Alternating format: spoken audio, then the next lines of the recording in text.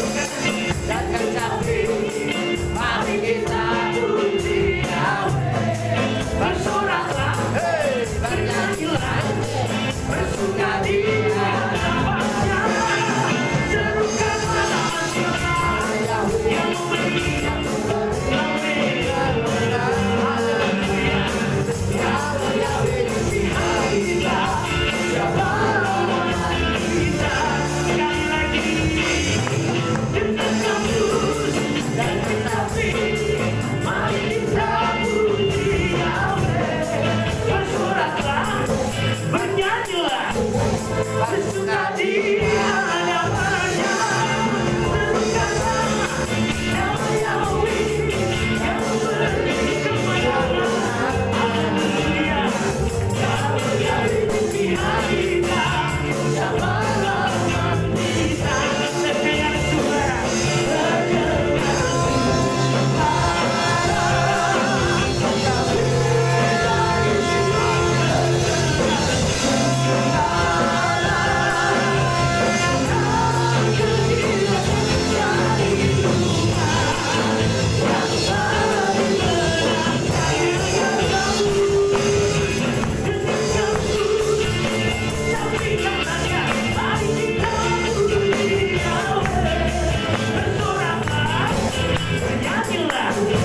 bersuka di hadapannya, terukaslah nama Yahweh yang beri.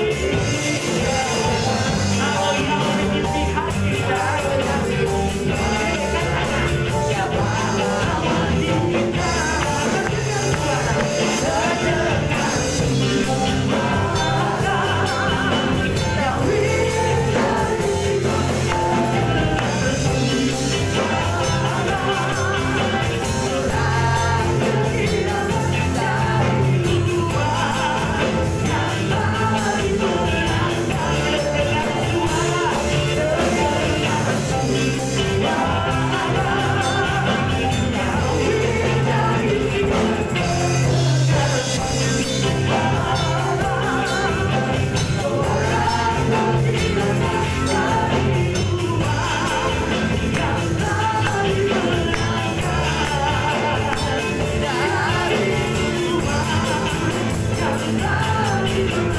kita katakan bersama-sama, dari Tuhan yang telah dimenangkan.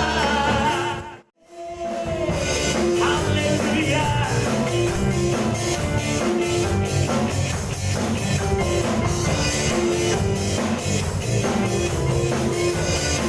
Kita katakan sama-sama, Yahweh, Elohim Israel, Yahweh, pujilah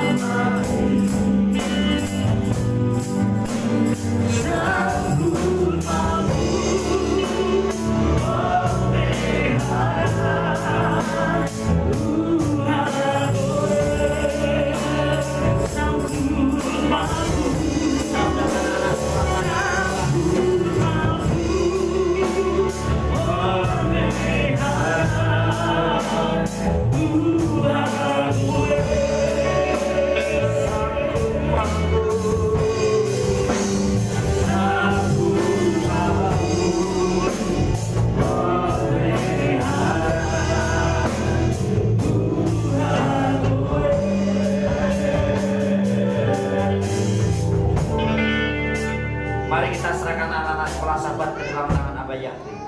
Baru anta Yahweh Eloheinu meleh olam, baru anta Yahweh Eloheinu meleh olam, aser kitsanu bemisyotai lebanim.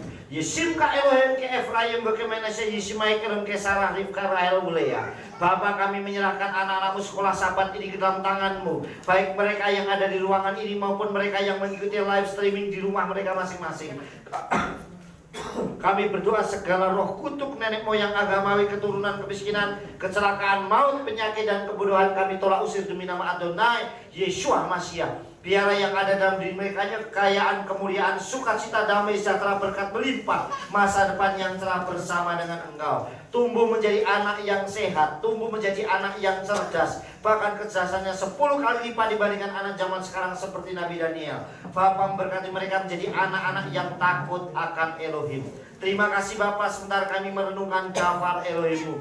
Urapi mempelaimu dan urapi seluruh gilatmu dengan urapan yang sama. Kuasa dalam pikiran kami, berbicara ya Ruach Kudus, karena kami siap mendengarkan Jafar Elohimmu demi nama Adonai Yeshua Mashiach. Amin. Yang anak sekolah sahabat bisa ke ruangannya, dan biar hanya ibunya yang menunggu ya.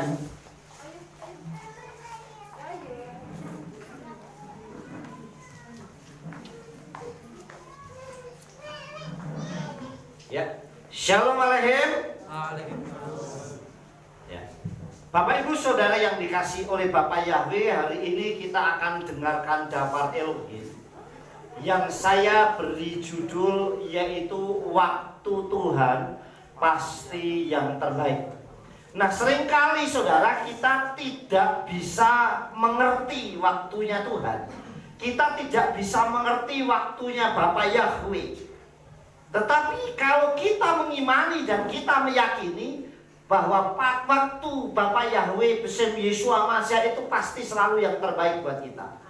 Saudara yang dikasih oleh Tuhan, jika kita berdoa dan meminta kepada Tuhan, seringkali kita yang mengatur dan memaksa Tuhan untuk mengikuti kemauan kita. Betul apa betul? Ya? Seringkali saudara yang dikasih oleh Bapak Yahweh, jika kita berdoa meminta kepada Tuhan, seringkali kita yang mengatur. Perhatikan baik-baik ya, kita yang mengatur. Dan kadang memaksa Tuhan, sedikit memaksa deh. Tuhan, saya berdoa, saya pengen punya ini, Bapak Yahweh, saya pengen ini. Nah, kemudian kalau tidak mengatur, kita maksa.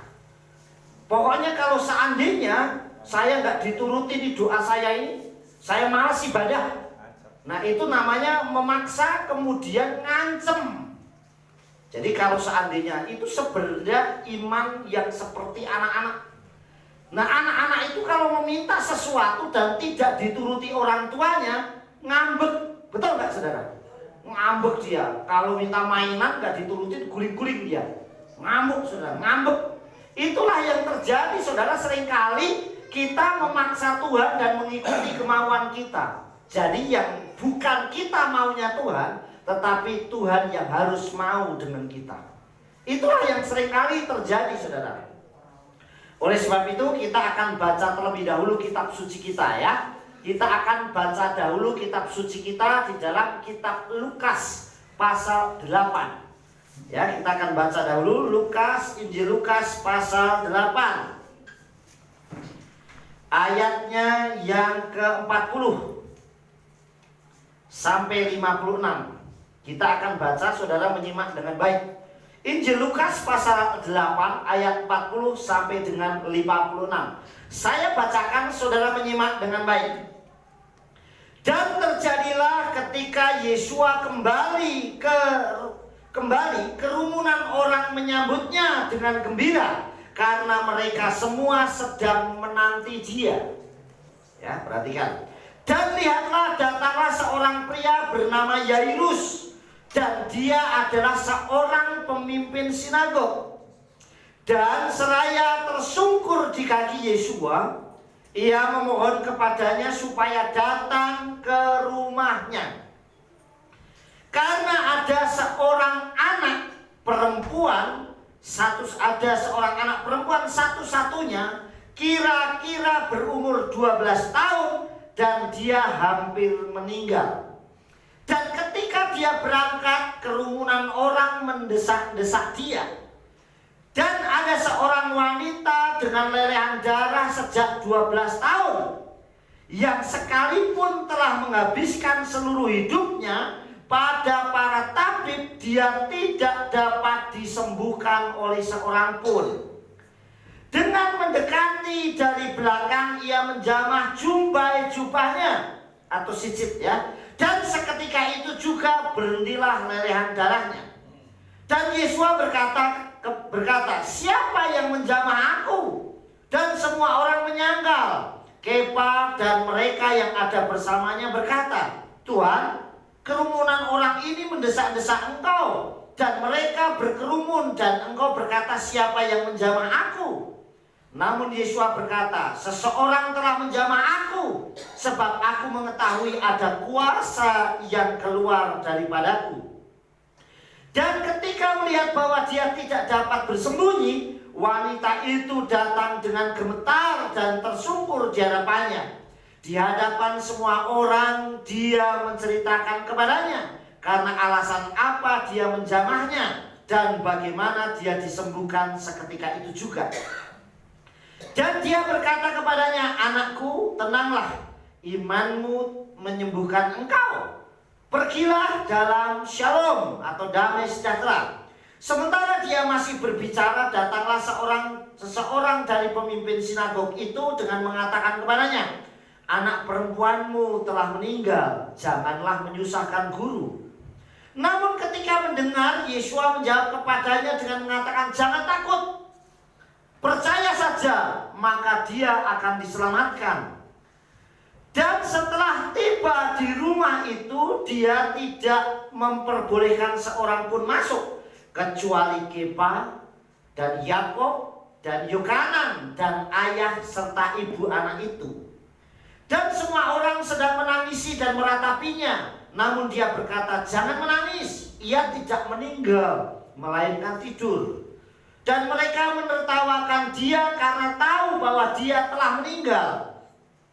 Namun setelah menyuruh semua orang keluar dan seraya menggenggam tangannya, dia berseru dengan mengatakan, bangunlah nak, dan kembalilah rohnya, dan seketika itu juga bangkitlah dia. Dan dia memerintahkan supaya kepadanya diberi makan. Dan takjublah kedua orang tuanya, tetapi dia memerintahkan kepada mereka agar tidak mengatakan kepada siapapun apa yang telah terjadi. Amin. Nah, Bapak Ibu Saudara yang dikasihi oleh Bapak Yahweh, kita sudah membaca sebuah kisah yang sangat mengagumkan, saudara.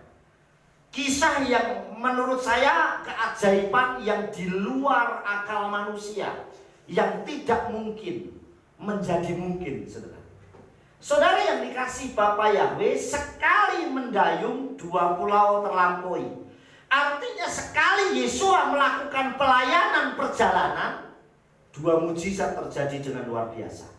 Saudara yang dikasihi oleh Bapak Yahweh, ini keajaiban. Dan kalau saudara simak baik-baik, saudara perhatikan. Yang satu itu menunggu untuk sembuh itu 12 tahun. Betul nggak saudara? Yang satu ini menunggu karena dia sakit pendarahan sampai selama 12 tahun. Yang satunya sakit umurnya 12 tahun. Sama-sama 12 saudara. Saudara yang dikasihi oleh Bapak Yahweh, ini suatu keajaiban yang luar biasa, bukan satu kebetulan. Makanya saya sampaikan sekali mendayung dua pulau terlampaui. Kita akan lihat saudara. Yang pertama, orang yang sakit pendarahan selama 12 tahun sembuh karena menjamah sit-sitnya, menjamah jumbai jubahnya Yesus. Ini adalah orang yang sebenarnya nggak masuk hitungannya Tuhan. Betul nggak? Apa Tuhan punya rencana Yesus mau menyembuhkan dia? Tidak. Tapi orang inilah yang berusaha untuk saya sembuh. Jadi kita kesembuhan itu juga kita berusaha untuk kita mendapatkan dengan mengambil hati Tuhan. Itu pentingnya dengan sangat luar biasa saudara. Jadi saudara yang dikasih oleh Tuhan, ini yang pertama, orang yang sakit pendarahan selama 12 tahun itu sembuh. Yang kita peroleh. Yang kedua, saudara yang dikasih oleh Bapak Yahweh, anak perempuan Yairus hidup lagi dan sembuh. Sekarang saudara perhatikan baik-baik. Ini ada dua kejadian yang sangat hebat. Bagi saya sesuatu yang luar biasa. Jujur, kagum dengan luar biasa. Kalau ayat itu kita baca, perhatikan ya. Kita lihat ayat yang kita baca tadi. Dari ayat 40, perhatikan. Dan terjadilah ketika Yesua kembali, kerumunan orang menyambutnya dengan gembira karena semua orang sedang menantikan dia. Jadi orang yang ada di situ itu orang yang rindu sama Yesua. Berapa banyak orang hidup dan tinggal di lingkungan gereja, menjadi orang Kristen, menjadi orang Nasrani, tapi tidak pernah rindu sama Tuhannya. Di sini begitu Yesua datang, dia dinantikan. Berapa banyak orang yang ke gereja motivasinya berbeda-beda. Memang ada yang rindu pengen ketemu Tuhan, ingin rindu dijamah oleh Yesua, dijamah oleh Tuhan. Tapi ada yang penting pokoknya aku ibadah deh, yang penting aku pelayanan. Ya siapa tahu aku diberkati, siapa tahu nanti aku dapat jodoh, siapa tahu aku semakin diberkati, siapa tahu aku semakin dikenal orang. Jadi motivasinya macam-macam. Tapi berapa banyak seperti ayat ini dikatakan, dan mereka menyambutnya dengan gembira, senang. Jadi kalau ibadah ketemu Tuhan itu rasanya senang. Sama dengan orang yang ketemu pacar, saudara. Sama dengan orang yang ketemu pacar. Jadi kalau nggak ketemu itu rasanya kangen, gitu loh saudara. Nah Bapak Ibu sudah dikasih oleh Tuhan, dikatakan karena mereka sedang menantikan dia. Jadi benar-benar sedang menantikan dia, saudara yang dikasih oleh Tuhan. Jadi saudara perhatikan baik-baik ya. Dan yang prioritas sebenarnya yang pokok pertama itu adalah, dan lihatlah datang seorang pria yang bernama Yairus, dan dia adalah seorang pemimpin sinagog. Pemimpin sinagog berarti dia seorang pemimpin rumah ibadah. Bayangkan, mungkin kalau sekarang ya gembala, kalau diilustrasikan sebahasa gereja, pemimpin gembala yang merindukan. Dan dia adalah seorang pemimpin sinagog, dan seraya tersungkur di kaki Yesua, dia memohon kepadanya supaya datang ke rumahnya. Sekalipun dia pemimpin, tetapi dia tersungkur. Berapa banyak orang minta sama Tuhan, tapi sombongnya luar biasa. Makanya di awal tadi saya sampaikan apa saudara? Lihat yang di awal. Lihat, perhatikan ya. Nih saudara, yang di awal. Jika kita berdoa dan meminta kepada Tuhan, seringkali kita ngatur. Tuhan saya pengen ini nih. Nah ini yang ngatur saudara. Dan memaksa. Saudara, pokoknya ini pemimpin sinagog ini justru dia tersungkur di kaki Yesua. Artinya merendahkan hati dan dirinya di hadapan Tuhan. Ada kerendahan hati buat sombong. Yang repot lagi kalau ngancem. Pokoknya Yesua kalau sampai gak menyembuhkan anak saya yang sakit, saya tidak mau melayani lagi, saya tidak mau menjadi pemimpin sinagog. Ini namanya ngancem saudara. Tapi Yairus tidak. Dia tersungkur saudara yang dikasih oleh Bapak Yahweh ya. Kita lihat, dia tersungkur. Kemudian kita lanjutkan saudara. Nah, kadang waktu kita dengan waktunya Tuhan itu berbeda. Kita mintanya instan, saya maunya langsung. Saya berdoa hari ini, ya saya langsung dikabulkan hari ini. Ini maunya kita. Tapi kadang waktunya Tuhan itu berbeda. Saudara yang dikasih, yang punya kerinduan pertama kali untuk anaknya itu sembuh, itu adalah Yairus. Tetapi justru yang mendapat mujizat lebih dulu adalah orang yang sakit pendarahan. Paham saudara? Kita nggak tahu, pengennya Yairus, wis guru ngomong aja nih, anakku sembuh, mesti sembuh. Tapi kenapa yang sembuh dulu justru malah orang yang sakit pendarahan? Tujuan utamanya saudara adalah orang anak perempuannya Yairus saudara. Kadang kita nggak ngerti jalan apa Tuhan mau dalam hidup kita. Bapak saya rindu nih, saya diterima di tempat itu, saya pengen sekolah di tempat yang itu. Tapi justru orang lain yang diterima, betul gak? Kadang kita mengalami hal yang seperti itu saudara. Dulu beberapa waktu yang lalu, tahun yang lalu saya pernah menyampaikan sebuah kisah. Ada sebuah kisah yang menurut saya bagus dan itu terjadi dengan luar biasa. Yaitu waktu tanggal 28 Januari tahun 96. Saudara tahu bahwa waktu itu tahun 28 Januari tahun 86 itu adalah pertama pesawat ulak-alik NASA Challenger itu mau ke ruang angkasa. Dan di situ diberikan kesempatan sampai satu orang sipil. Di situ juga ada satu orang guru yang boleh ikut naik, namanya Sharon Krista. Sharon Krista ini naik dan dia mengalahkan termasuk dari sipil 11.000 orang yang diaudisi bisa naik pesawat itu.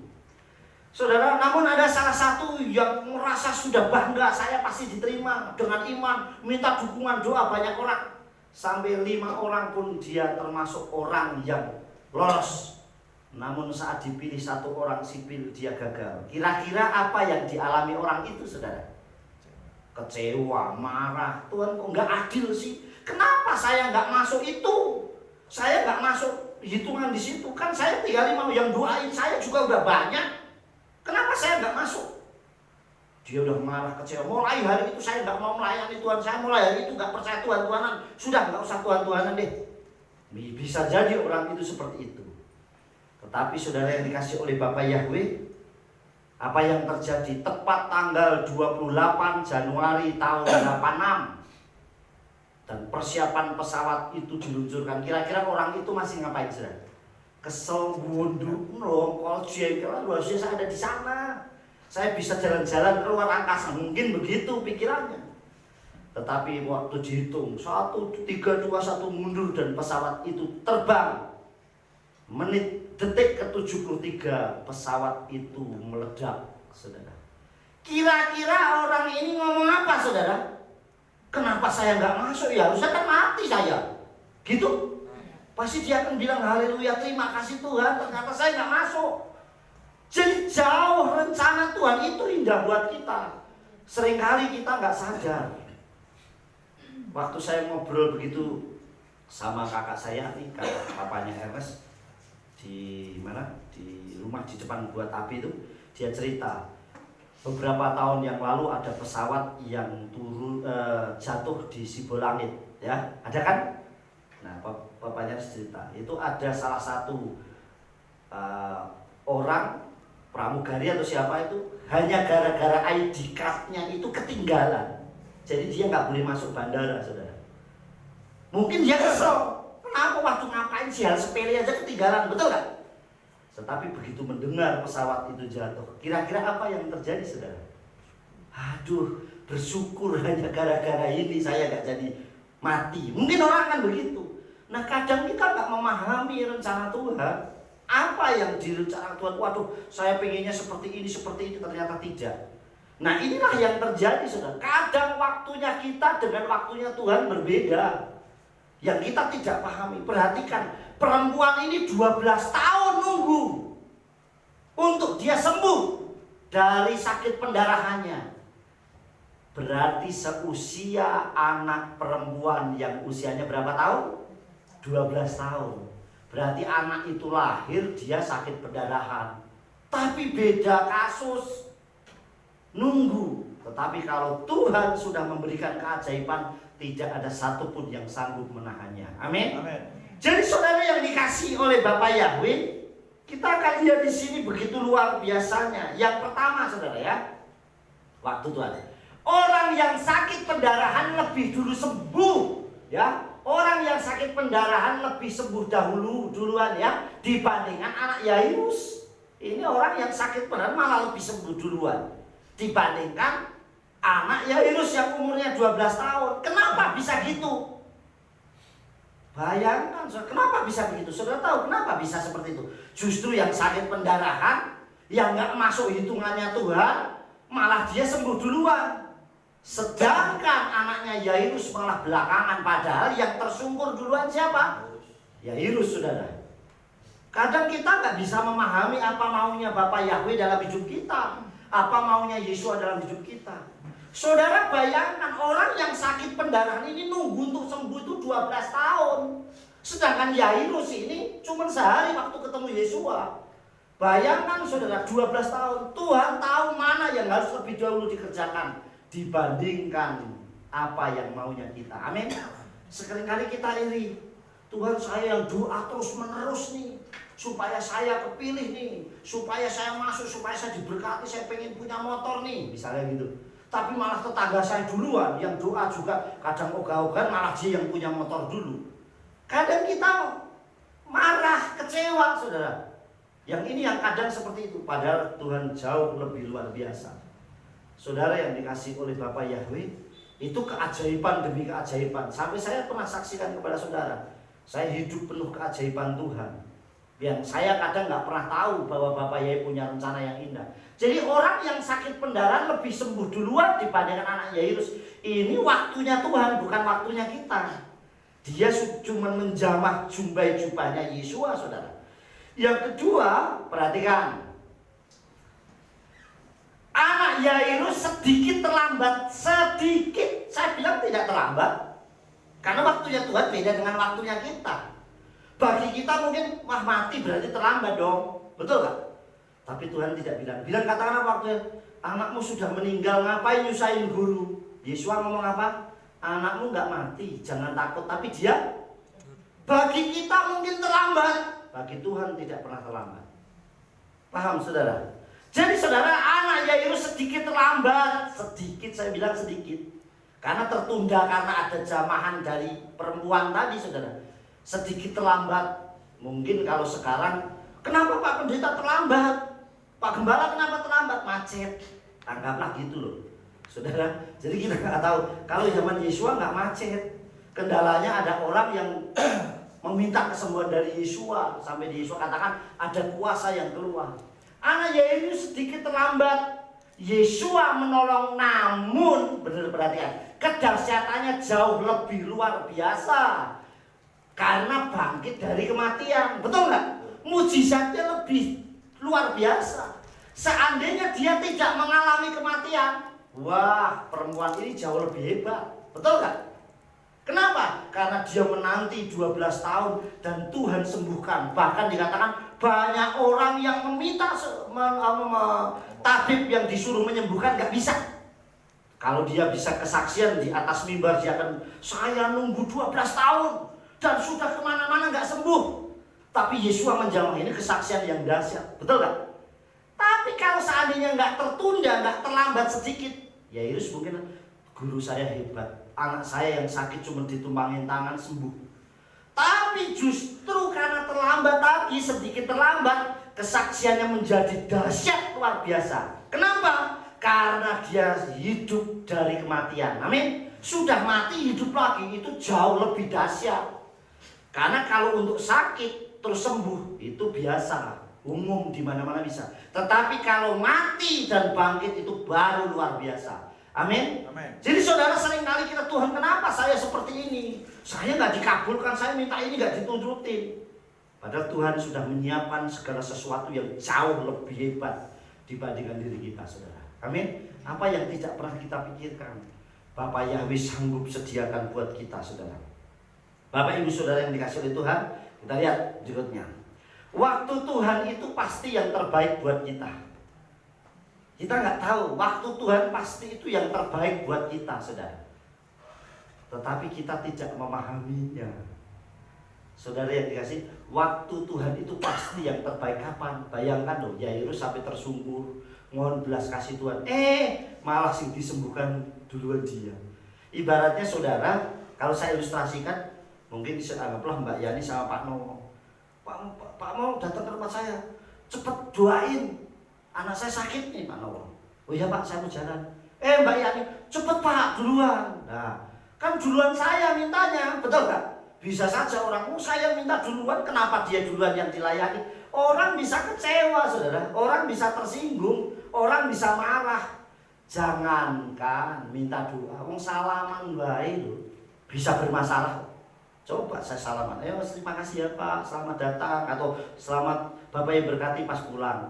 Diajak ngobrol, sini ya salaman, tapi karena diajak ngobrol aja buang muka. Bisa saja bermasalah, saudara.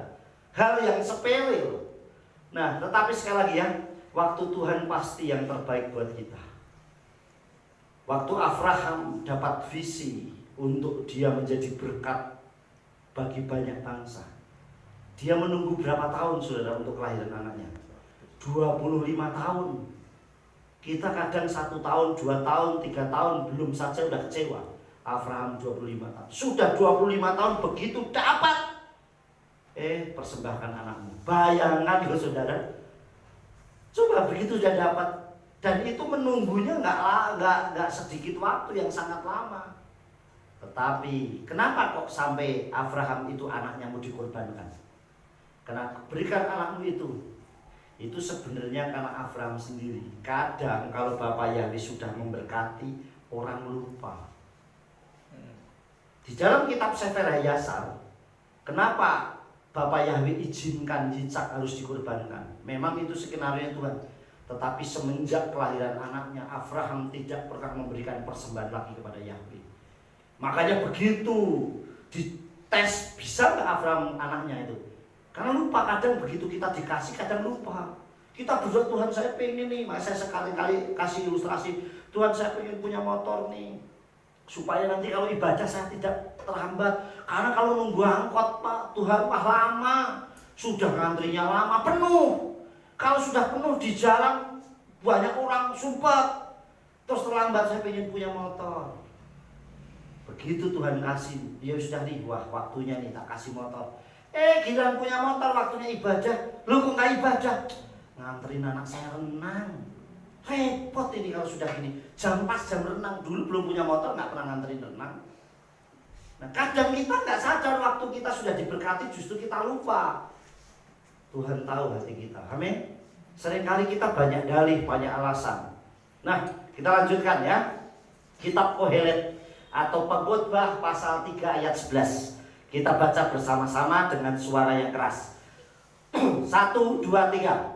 Et hakol asa Yahweh itu gam et haolam natan beliba mibli aser lo yimsa ha-adam et hama ase aser asa ha-Elohim meros wa-atsof. Yang artinya dia telah menjadikan segala sesuatu indah pada waktunya. Dia juga telah menaruh kekalan di dalam hati mereka. Tanpa itu manusia tidak dapat memahami pekerjaan yang Elohim perbuat dari awal sampai akhir. Artinya dia telah menjadikan segala sesuatu indah pada waktunya. Jadi kalau kita tahu ternyata Tuhan menjadikan saya indah, segala sesuatu indah pada waktunya, kita nggak akan pernah merasa kecewa sama Tuhan. Mungkin manusia bisa mengecewakan kita, tetapi Bapa Yahweh beserta Yeshua Mashiach tidak pernah mengecewakan kita. Amin. Karena selalu hal-hal yang terbaik yang Tuhan berikan. Kadang rancangan kita itu beda dengan rancangan Tuhan, saudara. Saya pernah sampai memberikan satu ilustrasi yang pernah beberapa waktu yang lalu juga, saudara. Mungkin beberapa bulan yang lalu lah. Ada seorang penginjil yang mau dikirim ke Rusia. Dia sudah sungguh-sungguh belajar sekolah, tinggal waktunya penginjil itu dikirim ke negara sana yang belum mengenal Tuhan. Tapi seminggu sebelumnya dia kecelakaan. Dan saat kecelakaan dia harus operasi, semua giginya habis karena kecelakaan. Dan digantilah gigi palsu. Mungkin kecewa, kenapa Tuhan? Apa melayani engkau? Kenapa saya malah kecelakaan? Udah ompong lagi, giginya ganti yang palsu, saudara. Tetapi saat dia dikirim ke pedalaman, suku pedalaman yang masih primitif, dan dia mati, seharusnya dia mati karena dibunuh. Kenapa saudara? Karena setiap penginjil yang masuk ke situ mati. Tetapi saat dia mandi, giginya dicopot. Karena gigi palsu kan dicopot, ya nggak disikat. Wah, orang primitif itu bilang, itu hebat itu dewa itu. Gigi aja bisa dicopot. Coba kalau giginya itu nggak palsu, mati dia. Kadang kita nggak tahu rencana Tuhan. Tuhan kenapa saya dibuat seperti ini? Padahal Bapa Yahweh punya rencana yang indah. Amin. Jauh untuk menyelamatkan umatnya itu dengan penuh keajaiban yang kita tidak tahu. Tetapi seringkali kita, Tuhan saya nggak mau seperti ini, saya nggak mau Bapa Yahweh. Kita lihat, lanjutkan ya. Pahamilah bahwa waktu Tuhan pasti yang terbaik. Amin. Saya kasih gambar ini saudara tahu saja. Gini loh. Ini hanya gambar ilustrasi. Ini kita waktu kecil, anggaplah ini Mas Slamet, Mas Darius, Wahyu, terus ini Ragil, terus ini ada juga ini Eresta. Wah, ngumpul bareng, saudara. tahu besok mereka mau jadi apa? Nggak tahu, saudara. Saudara dikasih oleh Bapak Yahweh, waduh kerinduan saya pengen jadi dokter. Apakah pasti semuanya jadi dokter? Tidak. Kita nggak tahu waktu Tuhan apa. Kita nggak tahu waktu kecil. Waduh, saya pengen nih, kalau sudah gede saya pengen jadi dokter. Saudara yang dikasih oleh Tuhan pengennya jadi dokter, tapi ratau sinau. Ngapa kon tuku paramek wis ditukokke puyer. Nah, beda saudara. Saudara yang dikasih oleh Bapak Yahweh, kita nggak memahami, nggak bisa, saudara. Cita-cita boleh setinggi langit, tetapi segala sesuatu Tuhan yang menentukan. Tapi kalau justru kita tidak punya cita-cita, tidak punya mimpi, justru kita tidak bisa memotivasi diri kita sendiri. Amin. Siapa sangka Yosef yang dikucilkan saudaranya, yang dianiaya saudaranya, justru dia yang menyelamatkan saudaranya. Paham? Ini anggaplah nih, Yosef makan di sini, wah keluarganya memusuhi dia, wah kayak untuk pupu, aku untuk sriwiwi cili. Nah, mungkin marah kakak adik, rebutan sudah. Tapi siapa tahu sangka orang yang dianiaya seperti Yosef, justru dia yang menyelamatkan keluarganya dari kelaparan saat di Mitzrayim terjadi kelaparan. Betul nggak saudara? Dia menjadi pemimpin, orang yang hebat. Saudara yang dikasih oleh Tuhan, Bapak Ibu yang dikasih oleh Bapak Yahweh, kadang kita tidak memahami. Saya pernah nonton YouTube, itu ada orang yang tadinya tidak dianggap, tetapi ternyata dia bisa menjadi orang yang sukses luar biasa. Kita nggak tahu. Siapa sangka kakak-kakaknya yang mengecilkan Daud, justru mereka yang ketakutan melihat Goliat. Tetapi Daud yang tidak dianggap dan diremehkan, justru dia yang mengalahkan Goliat. Amin, saudara. Amin. Nah, sama dengan kita nih, pahamilah bahwa waktu Tuhan pasti yang terbaik. Kita harus memahami, Tuhan kalau saya dibentuk kayak gini, biar Bapak Yahweh, Yeshua, pasti Tuhan punya rencana yang baik sama saya. Sebuah kisah, saya kasih kisah ilustrasi, yaitu Simon dari Kirene, saudara. Simon Kirene, saudara tahu siapa Simon Kirene? Nah, itu yang membantu memikul salib Yeshua. Simon Kirene juga disebut juga Simon Niger, karena dia Yahudi tapi berkulit hitam. Dia dari Afrika. Dia tujuannya ke Yerusalem itu karena dia ingin merayakan Pesah. Karena salah satu perayaan terbesar itu Pesah, dan orang akan datang ke Yerusalem melihat perayaan besar itu apa sih, gitu loh. Tetapi begitu dia lihat di jalan rame-rame, saudara, lu ada apa ini? Dia pengen melihat ternyata Yeshua yang sedang memikul salib, dan dia kebagian memikul salib. Apa yang terjadi setelah dia memikul salib Yeshua? Dia menjadi orang yang mengikut Yeshua dengan taat. Bayangan orang normal saja memikul salib itu kepayahan. Apalagi Yeshua yang sudah dicambuk, dianiaya, dia harus memikul salib, saudara. Makanya kalau kita baca ayat-ayat berikutnya nanti sampai Sluhim, sampai Korintus, di situ anaknya Simon Kirenia itu yang namanya Alexander dan Rufus menjadi penginjil yang hebat. Itu menjadi seorang yang hebat. Kita tidak tahu ternyata perjumpaan dengan Yeshua mengubah segala sesuatu. Amin. Amin. Kadang saya heran kalau orang ngaku berjumpa Tuhan tapi hidupnya nggak berubah, berarti dia nggak pernah berjumpa Tuhan. Karena orang yang berjumpa dengan Tuhan hidupnya berubah. Simon Kirene anak-anaknya menjadi pelayan Tuhan yang hebat. Rabi Saul yang tadinya penganiaya rasul-rasul Tuhan, begitu ketemu Yeshua justru jadi penginjil yang luar biasa. Berani mati menghadapi tantangan. Sakai yang begitu ketemu dengan Yeshua dan dia memperoleh keselamatan, tidak pelit lagi, menjadi orang yang suka memberi dan menjadi pengikut Yeshua yang taat. Amin. Jadi kalau mengaku ketemu Yeshua tetapi hidupnya masih seperti yang dulu, belum dijamah Tuhan. Jadi sekali lagi saudara, ya, pahamilah bahwa waktu Tuhan pasti yang terbaik buat kita. Saudara, kita ini bersyukur hidup di zaman sekarang. Coba kalau kita hidup di zaman dulu, zamannya sama dengan ini aja. Di seragam, jaketnya kulit, kakek. Ayo saudara, benih telu siji loro telu. Nah saudara, dulu, sekarang saudara bisa pakai baju ini, besoknya ganti ini, ganti ini, ganti ini, masih bersyukur. Dulu enggak, semuanya sama. Ayo, makan pun sama, piringnya enggak sekarang. Wah, kadang piringnya sudah bagus saja masih, wah piringnya jelek, ya enggak? Zaman biyen piringnya ya alami, tapi ya tetap nikmat. Betul nggak saudara? Zaman dulu kita bersyukur. Kalau dulu ingat orang dulu, saya nggak tahu bener apa tidak, dulu pernah makan tiwul gondem. Ada yang pernah makan gondem? Ada. Siapa? Oh Pak. Tuh, udah pernah gondem. Aku ya belum pernah namanya gondem kayak kita. Saya ikut kemasukan las siji aja, menir siji, wis ngamuk. Kesal ke apa? Kemasukan wedi, wah wis marah. Padahal dulu itu loh saudara, akeh wedine dibanding berase. Sekarang ini akeh berase wedine sithik marah. Saudara yang dikasih oleh Bapak Yahweh, harusnya kita bersyukur, saudara yang dikasih oleh Tuhan.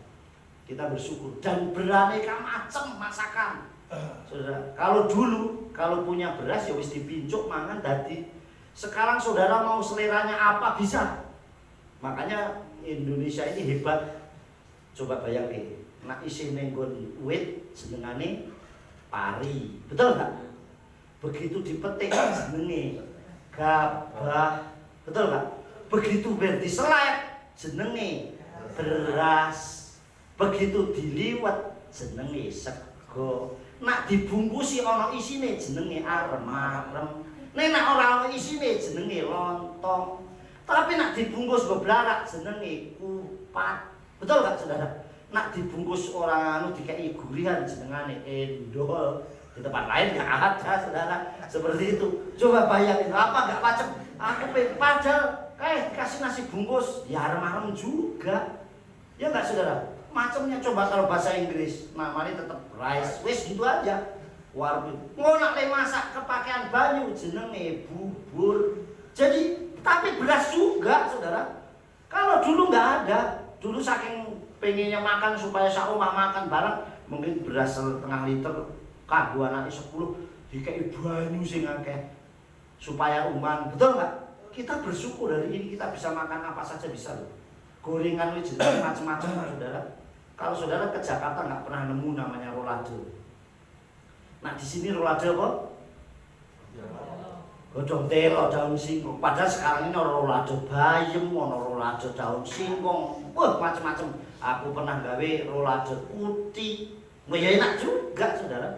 Jadi sekarang apa saja sudah dikasih oleh Bapak Yahweh. Jadi berarti kan pahamilah, kita bersyukur hidup di apapun. Karena kalau kita memahami cara Tuhan. Yang pertama, saudara, karena rancangan Abah Yahweh besim Yeshua HaMashiach mendatangkan kebaikan. Pasti rancangannya itu mendatangkan kebaikan buat kita. Amin. Kita lihat ayatnya. Eka Ratapan pasal 3 ayat 32. Kita baca bersama-sama ya. 1, 2, 3. Ki imoga werikam kerof kasdo. Karena walaupun dia mendatangkan kedukaan, artinya mengizinkan, dia akan berbelas kasihan sesuai dengan kebaikannya yang berlimpah-limpah. Jadi kalau Tuhan izinkan kita mengalami kedukaan, tapi pasti diberikan penghiburan dan kekuatan. Amin. Jadi saudara yang dikasih oleh Tuhan itu luar biasanya kita. Makanya kalau orang, apalagi orang Jawa di sini, banyak untungnya. Saudara yang dikasih, kenapa banyak untungnya? Begitu tiba kecelakaan, tangani ini kesleo, untung itu tangani sebelah. Ora loro, nak loro kan susah ora iso mangan, enggak ada. Berarti masih untung. Begitu kebenjut, sininya sampai ditutupin kenceng, untung enggak dua-duanya. Masih untung juga, padahal benjol-benjol juga, saudara. Tapi tetap banyak untungnya, saudara yang kasih Tuhan. Jadi kita bersyukurnya itu karena walaupun dia mendatangkan kedukaan, dia atau mengizinkan, misalnya, dia akan berbelas kasihan dengan kebaikannya. Jadi saudara, Tuhan itu pasti. Kalau kita diizinkan apapun yang terjadi, Tuhan akhirnya akan mendatangkan hal yang luar biasa. Coba sama dengan perempuan yang sakit pendarahan, menjamah, aku enggak, wah ngapain menyusahkan guru segala macam. Orang bisa mencela seperti itu, menghambat saya mau doain anakku, saya pas dihambat malah di sana segala macam. Orang mungkin bisa begitu, tetapi pasti mendatangkan kebaikan buat dia. Amin. Yang kedua, rancangan apa yang besim Yeshua HaMashiach beda dengan kita. Yang kita harus pahami bahwa rancangan Tuhan beda dengan rancangan kita. Kita nggak mau, sekali lagi, maunya kita itu instan. Saya doa hari ini dikabulkan, saya maunya ini segala macam langsung. Betul nggak saudara? Tetapi rancangan Tuhan berbeda. Dulu saya ingat waktu tahun 2007 saya bangun rumah. Begitu bangun setiap hari terus. Saya yakin Tuhan sediakan. Sampai dulu saya ingat besok hari Jumat malam nih, aduh besok mau bayar tukang, uangnya dari mana? Saya berdoa nih, malam-malam. Tahu-tahu malam tuh saya titip ya buat bantu-bantu beli semen. Besok bayar tukang. Tetapi begitu selesai, stop, bener-bener pembangunannya berhenti. Kita sudah bisa tepati, pembangunannya selesai. Saya cuma berpikir, Tuhan mungkin banyak saudara saya yang lagi bangun juga. Jadi butuh perhatiannya Bapak Yahweh. Artinya saya gak egois kudu saya terus. Tidak, saudara. Artinya kita harus saling berbagi dengan orang lain. Amin. Berbagi dengan Tuhan mungkin bantu tempat yang lain yang membutuhkan. Yang repot itu kalau orang senangi dibantu tapi tidak pernah membantu, itu yang repot, saudara. Sekali lagi ya, rancangan Abaya Yesus Masih beda dengan kita. Ini ayatnya, saudara. Yesaya 55 ayat yang ke-8. Kita baca bersama-sama. 1, 2, 3. Kilo maksefotaichem velo darkechem neum Yahweh. Sebab rancanganku bukanlah rancanganmu, dan jalanmu bukanlah jalanku, firman Yahweh. Artinya kita beda. Makanya ikuti aja aturannya Tuhan, alurnya Bapak Yahweh. Saya mau pokoknya dibawa kemana saya manut. Saudara yang dikasih Tuhan. Itu yang kedua, saudara yang dikasih oleh Bapak Yahweh. Jadi yang ketiga, semua rancangan Elohim tidak akan ada yang gagal. Amin. Kalau kita meyakini, mengimani tidak ada rancangan Bapak Yahweh Elohim yang gagal dalam hidup kita, pasti berikan yang terbaik. Apapun rancangannya, yang pasti itu tidak pernah ada yang gagal, dan selalu yang terbaik buat kita. Jadi sekali lagi, semua rancangan Elohim tidak ada yang gagal. Ini ayatnya, saudara. Kita baca bersama-sama ya. 1, 2, 3. Iyob 42 ayat 2. Ya daeti kikol tukal belo yebatser mimkamesima. Aku mengetahui bahwa engkau dapat melakukan segala sesuatu dan tidak ada rencanamu yang gagal. Amin. Pasti engkau pasti dapat melakukan segala sesuatu. Artinya Yeshua pasti sanggup melakukan segala sesuatu. Yang sakit disembuhkan, yang lemah dikuatkan, yang mati dibangkitkan, yang tidak selamat diselamatkan. Amin. Bapak Yahweh Besar Yeshua Masih sanggup. Pasti tidak ada rencana pun, rencananya yang gagal, saudara. Kemudian kita lanjutkan. Nikmati waktu bersama Abah Yahweh Besar Yeshua Masih, maka kita akan selalu merasakan kebaikannya. Amin. Kalau kita bisa menikmati, saya baru memahami. Coba kalau kita ini sama nih. Ini kalau kita bergaul, kita sudah jemaat ini kan saling bergaul satu dengan yang lain. Apalagi kalau keluarga, kayak saya dengan Bu Gembala misalnya, suami istri. Saya sudah mulai memahami. Kalau sampai nggak memahami, repot, saudara. Pasti Bu Gembala udah paham. Wah, aku tuh nggak seneng kalau orang ngegas, itu paling nggak suka. Kalau dia nyuruh nggak enak aja, mesti saya nggak mau. Saudara yang dikasih oleh Tuhan. Artinya saudara yang dikasih oleh Bapak Yahweh, bisa nggak kita tidak lakukan itu? Jadi kalau minta tolong pun, tolong dong. Nah, caranya baik, mesti akan langsung segera dilakukan dengan baik, saudara. Seperti tadi dia pergi kehujanan, padahal udah naik motor tapi nggak bawa mantel. Pak, bisa jemput nggak? Tolong jemput ya, bang mobil. Yes, tak jemput. Kalau coba seandainya bilang begini, gue nggak ngerti sih, saya kehujanan gue dijemput. Suami kok nggak ngerti ya, saya nggak akan pernah jemput, saudara. Wes, kono udan-udan sampai keceh. Nah, tak gitu ke saudara. Tapi karena nyuruhnya baik, saya akan lakukan. Nah, seringkali anak ke orang tua ke anak nyuruhnya nggak baik. Apalagi ke orang lain. Wah, sudah pasti orang nggak lakukan, saudara. Saudara dikasih oleh Bapak Yahweh. Karena kita belajar bagaimana kita caranya menghargai dengan orang lain. Dan kita harus lakukan, saudara dikasih oleh Tuhan. Nah, nikmati waktu bersama Abah Yahweh Besar Yeshua Masih, maka kita akan selalu merasakan. Orang yang bisa merasakan hadirat Tuhan itu yang bisa menikmati hadiratnya. Amin. Kalau kita mau menikmati hadiratnya, ya dekat sama yang punya hadirat. Betul nggak? Waduh Tuhan, terima kasih. Saya cuma duduk satu dekat dengan Engkau aja, rasanya luar biasa dalam pergumulan saya. Kita lihat ini ayatnya, saudara. Misri Amsal 19 ayat 21. Kita baca bersama-sama. 1, 2, 3. Rabot maksefot belef iswa atsal Yahweh hitahum. Banyaklah rancangan di hati manusia, tetapi rencana Yahweh itu tetap berlaku. Amin. Kita punya punya rancangan ini. Tapi yang paling berlaku rancangan Bapak Yahweh. Amin. Dan kenapa? Karena pasti yang terbaik. Karena kalau rancangan kita yang terjadi, bisa kita membawa kesombongan. Buktinya siapa? Helel bin Sakar dikasih kuasa penuh untuk segala sesuatu, sombong, pengen menyamai Bapak Yahweh. Nah inilah yang terjadi saudara, sehingga dia harus dibuang ke bumi. Nah ini banyak yang terjadi, orang mulai sombong. No, nanti terus ngomongnya aku kok, ya nggak? Kalau sudah bilang aku kok, nah kalau nggak ada aku susah. Akunya yang muncul, egoisnya yang muncul. Yang terakhir saudara, kita bangkit berdiri. Ya, kita baca bersama-sama dengan suara yang keras, ya.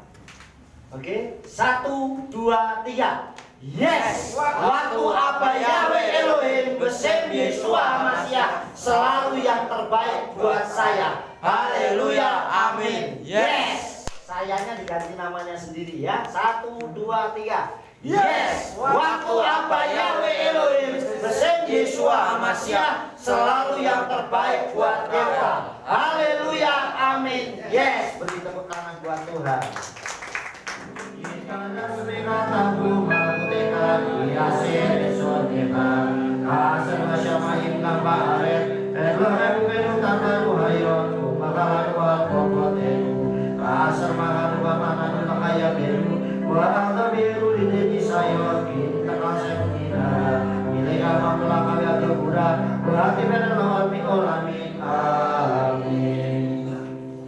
Mari Bapak Ibu kasih Tuhan arahkan hatimu dan pikiranmu dan angkatlah kedua tanganmu dan terimalah berkat dari Allah Yahweh.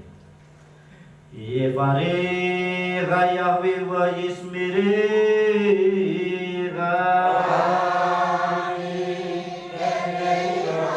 Yahweh panaili kawe kunega. Yeksa Yahweh panaili ka Yasib leka shalom. Amin. Kanyai rosa. Barat basade. Kastero sunika. Barat kami serteka. Barat babu ika bertabet seteka. Barat Yahweh erin menalam besemadana Yeshua Mashiach berubah rezeki la olam.